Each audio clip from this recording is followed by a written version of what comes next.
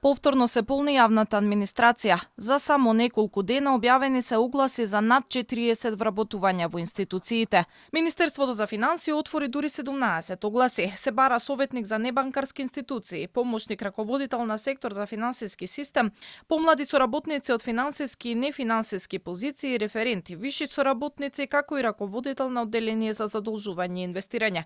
Платите се движат во висина од 22 до 30.000 денари.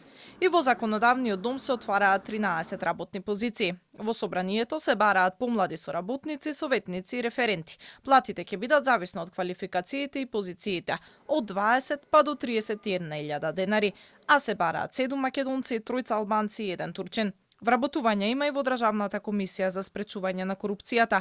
Во ДКСК се распишани огласи за 13 работни места. Од нив 6 треба да бидат македонци, 3 албанци, 1 рум и 1 турчин, а сите тие ќе земаат плата од 26.300 денари. Антикорупцијска отвори и позиции за 2 раководни места во IT секторот и на одделението за стратешко планирање со плати од 30 и 38.000 денари.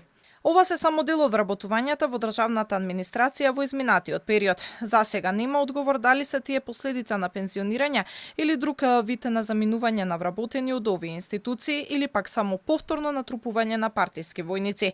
Одлуката за вработување доаѓа и наспроти повикот од владата до институциите да го рационализираат своето работење и повеќе да штедат. Владата неодамна донесе антикризни мерки со кои сите буџетски корисници и единки ги задолжи да ги намалат расходите за стоки и услуги, да ги намалат трошоците за репрезентации, за службени патувања и користење на службени возила. Владата исто така ги задолжи јавните претпријатија и акционерските друштва во државна сопственост да ги намалат тековните расходи за 15% во рок од 15 дена, како и да достават соодветен предлог за рационализација на трошоците до Министерството за финансии. Антикризните мерки ќе важат до крајот на годината, а најавени беа дури и санкции за институциите и поединци кои нема да ја почитуваат владината одлука за рационализација на трошоците во јавниот сектор.